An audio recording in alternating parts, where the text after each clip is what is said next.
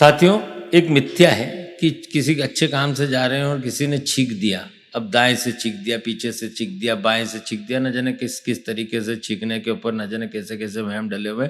ये एलर्जिकल है, साइंस का ज़माना है। और धूल उड़ गई, धूल यदि नाक में जाएगी तो छींक आएगी। इसको कहीं से भी कनेक्ट करना है, सब चीज़ इंडिविजुअल है।